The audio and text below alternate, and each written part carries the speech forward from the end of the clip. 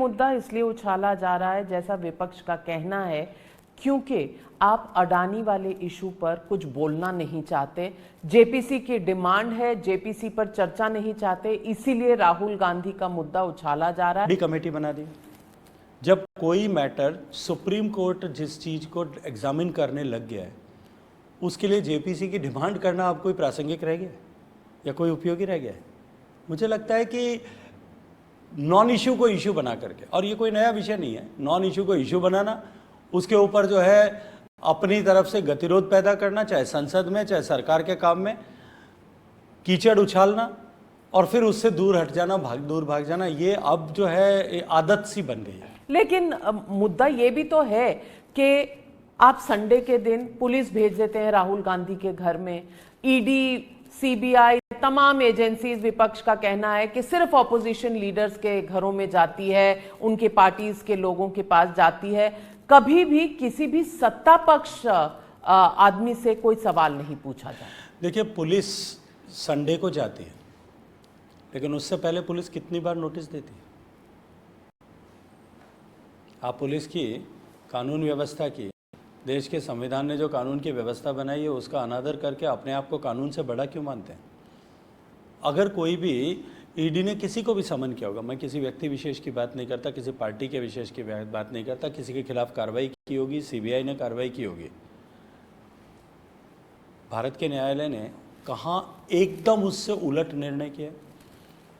जब सत्येंद्र जैन को गिरफ्तार किया गया था, तब केजरीवाल साहब और आम आदमी पार्टी की पूरी सरकार और सब लोग ये बात कर रहे थे, और उनके सप्तम सुर में सभी लोग सुर मिला रहे थे कि ये जो है दुरुपयोग हो रहा है।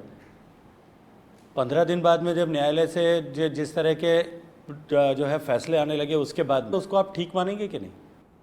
लेकिन इशू इज ऑफ परसेप्शन, और मैं, आपने कहा आप मंत्री की तरह नहीं या किसी सत्ता पक्ष के नेता की तरह नहीं, मैं आपसे आम इंसान के हिसाब से पूछती हूँ जो इस देश का नागरिक है।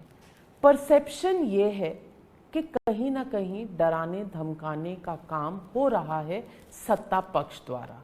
ये परसेप्शन लोगों के मन में है, अरे बीजेपी ने ये डराने के लिए किया है, संडे को पुलिस भेजी या ईडी सवाल पूछती है, ये तमाम चीजें जो होती हैं ये सिर्फ डराने धमकाने के लिए। ये परसेप्शन जो है ना, अगर है भी तो इस तरह का झूठा परसेप्शन बनाने के लिए जितना ऑपोजिशन के लोग जिम्मेदार हैं, हमारे मीडिया के साथी भी उतने ही जिम्मेदार हैं।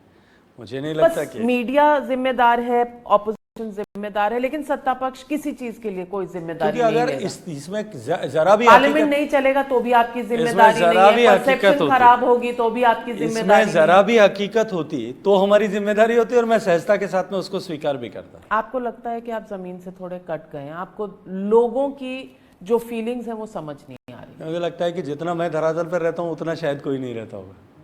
मैं आपकी बात सिर्फ स्वयं की नहीं कर रही, मैं पूरे सत्ता पक्ष की बात कर रही हूँ। देखिए, कम से कम भारतीय जनता पार्टी के लिए इस तरह की टिप्पणी करना जो है वो हकीकत से बहुत परे होगा, क्योंकि भारतीय जनता पार्टी ऐसी पॉलिटिकल पार्टी है जिसमें ज़मीन पर बैठे हुए कार्यकर्ता के बीच में और ऊपर के टॉप लीडरशिप के बीच में संवाद का जो तंतु है वो बहुत सहजता के साथ में काम करता है, और इस तरह का फीडबैक जो है, ग्राउंड का फीडबैक, ग्राउंड रियलिटीज़ का फीडबैक, वो बहुत सहजता के साथ में बोथ वे ट्रांसमिट होता है। और यदि देखिए जनता का परसेप्शन वास्तव करके देख लीजिए, शायद ये परिणाम नहीं होते।